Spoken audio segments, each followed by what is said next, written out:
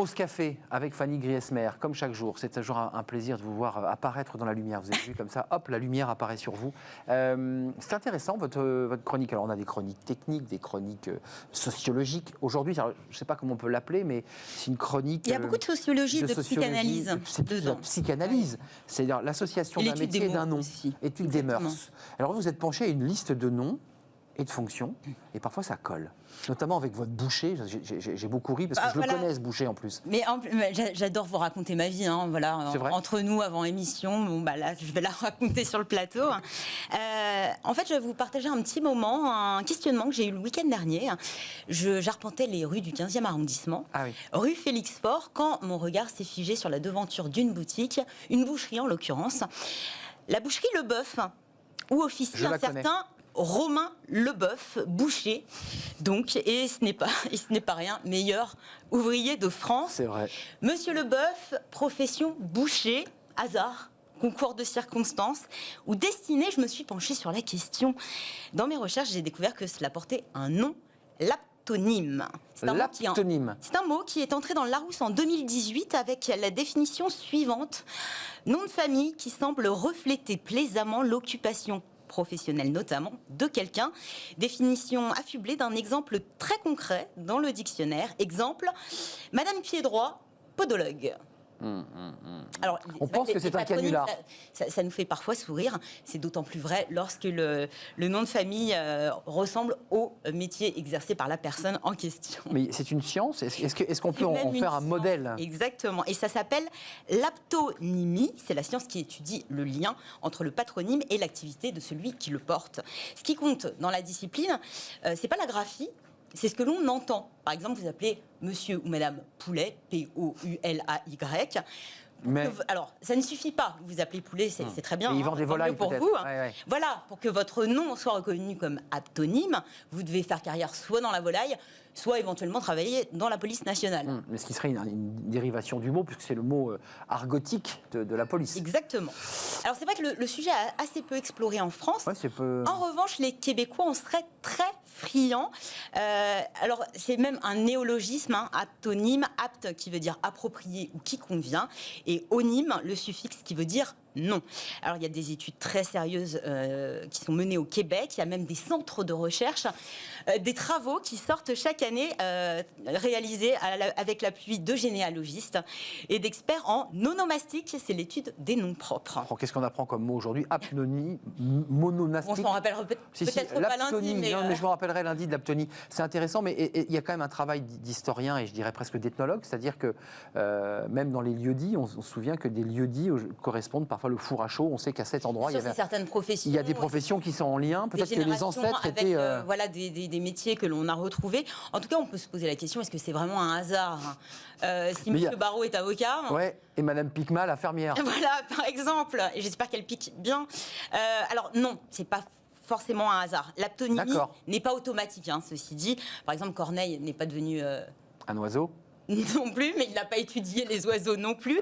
Madame Leboeuf, non plus, que j'ai croisée en seconde, qui a décidé d'embrasser la carrière de professeur de mathématiques non plus. Voilà, ou le célèbre footballeur. Exactement, on n'est pas champion du monde pour autant.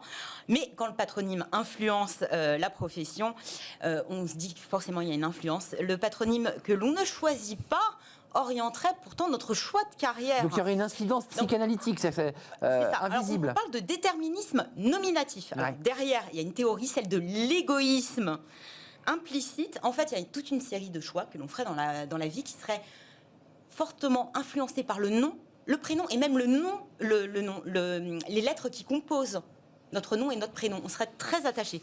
C'est très compliqué. En tout cas, il y aurait une double influence parce qu'en réalité, vous êtes conditionné dès l'enfance. Vous portez un patronyme différenciant, c'est d'ailleurs ce qui nous différencie par rapport au prénom, et ce serait un signifiant déterminant, puisqu'il y a le regard des autres aussi, et vous savez que quand on est petit, à la cour de récréation, vous avez un nom de famille, on trouve des jeux de mots, on trouve des rimes, on trouve C'est plein de choses. parfois très agaçant pour les enfants, d'ailleurs. Des fois, finalement, ça nous conditionne. Vous appelez boulanger, vous dites pourquoi je ne serais pas boulanger, en fait. Mais vous avez une liste de noms, là, avant de nous quitter, qui sont effectivement assez signifiants. Des cas célèbres, hein. Benjamin Millepied. Que des stars, quoi. Danseur et chorégraphe. Pierre Plouffe. Ça, je ne connaissais pas. Moi non plus. Champion du monde de ski nautique. Ouais. Alors, j'aime beaucoup celui-là aussi. Michael Gélabal, joueur talentueux de basket. Effectivement, il s'appelle bien Gélabal. Côté politique, Charles de Gaulle, c'est tellement président évident de la République française. Oui. Édith Cresson, qui a été ministre de l'Agriculture. Jacques Delors, ministre des Finances. Jacques Lang, ministre de la Culture et de la Communication.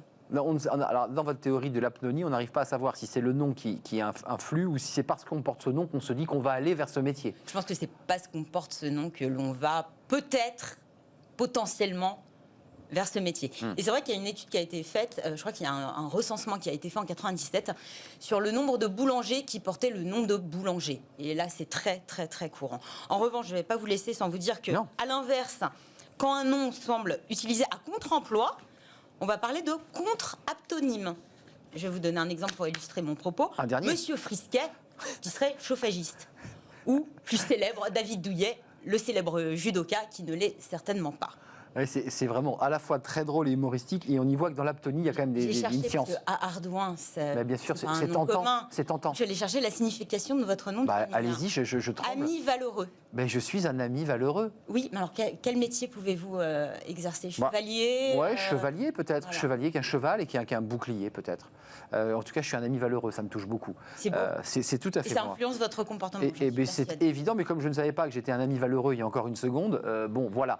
Merci Fanny. Met la pression. Et puis je vais aller voir Fanny Griesmer, puisqu'évidemment. Je vous le dis, Griès, ça veut dire semoule. Donc peut-être une carrière, un restaurant de couscous. Couscous, ou alors dans le blé, l'agriculture, puisqu'en fait tout ça vient de la terre. La semoule, on a appris plein de choses. L'aptonie, voilà un mot original. Chercheur en aptonie. C'était votre petite pause café. On est parti à la rencontre de noms un peu extravagants. Et pousser la boutique de chez Leboeuf, parce que c'est un monsieur formidable qui défend la viande de qualité. Il mature ses viandes. Absolument, c'est un grand monsieur. Fin de la pause café, petite pause tout court d'ailleurs, avec dans quelques instants nos experts, les experts de Smart Job. On va essayer d'analyser leur nom d'ailleurs, peut-être, ça va me donner quelques... Je l'ai fait avec monsieur Jean-Michel Garrigue. Garrigue, voilà, il l'a fait avec tout le monde, méfiez-vous. On va être ausculté, c'est la pause, c'est tout de suite, c'est le cercle RH et les experts. On s'intéresse au télétravail, à cette liberté retrouvée et sous conditions. On fait le point avec nos invités tout de suite après cette courte pause.